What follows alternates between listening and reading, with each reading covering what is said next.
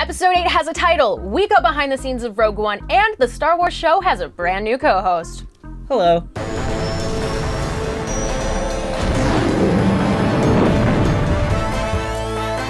This week on the Star Wars show, Andy sits down with Rogue One executive producer John Knoll, the first installment of Pablo Hidalgo's Rogue Reports, and much, much more. Now, from the Lucasfilm headquarters, it's the Star Wars Show.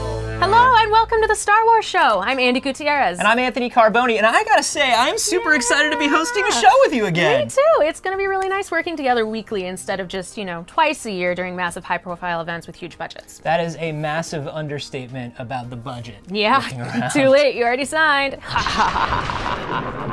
Was that an effect, or is that just bad lights? Budget cuts. Budget cuts, okay. I can't believe you and Peter worked in such a small space for so long. Wide-angle lenses work wonders. And speaking of Peter, since I can telepathically feel the audience typing comments, yes, he is back from the moon and will return to the show from time to time. Is it canon that you're force sensitive? It is now. Let's go to the news! On Monday, Lucasfilm officially revealed the title for Star Wars Episode 8, and it is Star Wars: The Last Jedi. The film, written and directed by Rian Johnson, picks up right where The Force Awakens left off, with Rey presenting Luke Skywalker his long-lost lightsaber. Star Wars: The Last Jedi will hit theaters December 15th. You know, that title's a little ambiguous. Yeah, and red. Hey, Jedi is the singular and plural form of Jedi. I wonder what that means. Well, they're into 25 days to figure it out. Mysteries! In comics news, Marvel released 2 brand new covers this week. The first is for Darth Maul #3, written by Cullen Bunn, with cover art by Raphael Albuquerque. It features 2 fan-favorite bounty hunters, Cad Bane and Aura Singh. Next is Poe Dameron #13, written by Charles Soule, and with cover art by Phil Noto, depicting the handsome cover boy reflected in Captain Phasma's helmet. Both comics will be released this March. Star Wars Pinball has a brand new Rogue One theme table coming next week. The table features 10 story-related game modes and will be available on console and PC January 31st and mobile on February 2nd. In other news, Star Wars Force Arena, the brand new Star Wars PvP arena game, is now available in the App Store and Google Play, and coincidentally, I just bought a battery case for my phone. The game features 60 different Star Wars characters battling up to 50 players online at once across the globe. Check it out, it's rad. I am not just saying that. Academy Award nominations were announced yesterday, and wouldn't you know it, Rogue One picked up a few noms. The first was for David Parker, Christopher Scarabosio, and Stuart Wilson for their sound mixing, and the second nomination went to Mo and Leo, Hal Hickel, Neil Corbold, and John Knoll, who will be on our couch in a few minutes to talk more about Rogue One for Best Visual Effects. Congratulations and good luck to all the nominees. And while we're talking about Rogue One, the movie crossed the $1 billion mark at the box office this weekend. And that makes it the highest grossing film of 2016. But wait, there's a segue coming. During the production of Rogue One, we sent Pablo Hidalgo to the set to give you a peek behind the scenes in a new ongoing segment that we're calling The Rogue Reports. Segment delivered. Hey, how come you didn't get to go? It's kind of a sore subject.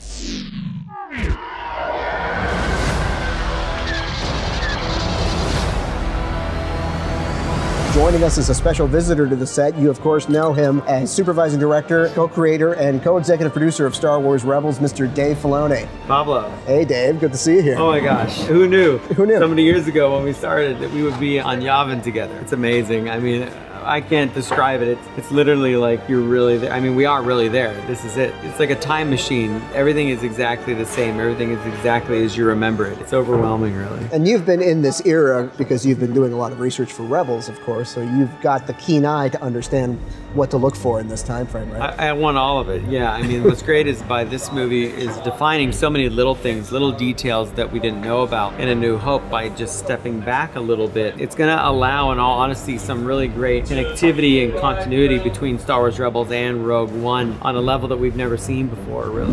And we were just talking about potentially looking at some of the players here, the actors who are playing supporting roles, and just being inspired. Could we potentially see them in Rebels now? Absolutely. I mean, we could take any secondary, tertiary character and say you're going to be a star on Star Wars Rebels. That's what it's really about. All the animation that we're really doing at Lucasfilm is designed to really partner and go right with these films. So characters that are in our show will weave into into this, and then their film will weave into ours, and it's all one thing. And that's really unlike any other universe that you see in film and television. Everything is connected, and it's so great to see so much Star Wars being made, and the care and the detail that's going into it. I'll just talk about my experience here to my crew and just tell them that the whole thing is evolving just like Kathy said it was, that Star Wars is getting bigger, the universe is expanding unlike any time in its history, and there's a lot of room to tell stories now, a lot of characters, and we're all really lucky, I think, to be a part of this time. All right, guys, we are kicking the year off with a very special guest. Please welcome to the show ILM's Chief Creative Officer, John Knoll. Hello. Can you tell me a little bit about, your journey to ILM? Well, I was in high school and starting to think a little bit more seriously about what I was going to do with my potential career. And about a year after Star Wars came out, my dad had a Society of Nuclear Medicine conference in Anaheim. So I grew up in Ann Arbor. And he brought my brothers and I along with him. It's my first visit to California. And just on a lark, I picked up the phone book in the hotel room just to see if Industrial Light and Magic listed. It was. So I called up and I said I was a model maker and I was interested in working in the industry. He said, well, why don't you come on down and we'll show you around. You just didn't tell him you were 15. It didn't occur to me that I should. That's awesome. My dad was out there for a professional conference, but loved Dad. The next morning, drove me all the way from Anaheim up to Van Nuys, where ILM was, like 8:30 in the morning, and dropped me off. Then he went off to his conference. So I spent an entire day at ILM. Well, I felt like I'd found my people. Yeah. It's one thing to read about these things in a magazine, but when you witness it in person, you see people that come into work and do this for a living, and I could be one of these people. In addition to being the executive producer on Rogue One, a lot of our fans might not know that you actually developed the story and pitched it to Kathy yourself.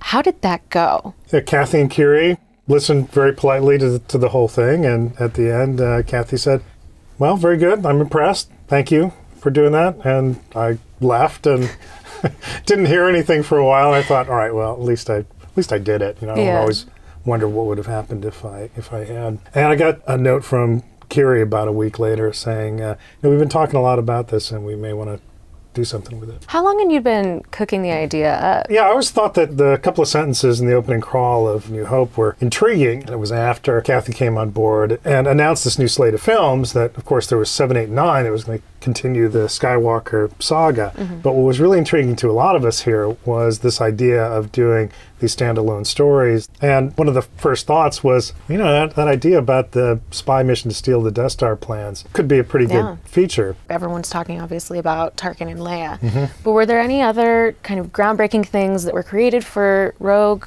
One thing that I thought was pretty successful was the use of LED screens. So all our cockpit footage was on set. The sets were surrounded by these giant LED screens, and we prepared computer graphics that represented the environment that the ships were in. I'm sure that makes it a lot easier as an actor to actually have realistic depiction of where you are around you instead of just being in front of a green screen. Yeah, they're looking at a representation of the space battle so their eyes can track a TIE fighter going by.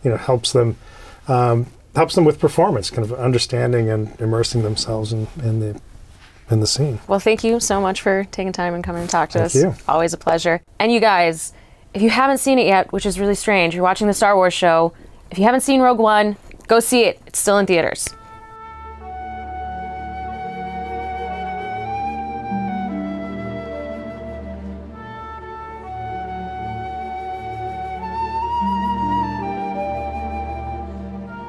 On December 27th, fans mourned the loss of Carrie Fisher. A brilliant actress, incredible writer, and mental health advocate, Carrie was an original and irreplaceable voice in the world. And frankly, the most badass princess/general/rebel trailblazer that we've ever seen. Carrie had a unique ability to bring heart and humor to everything she did.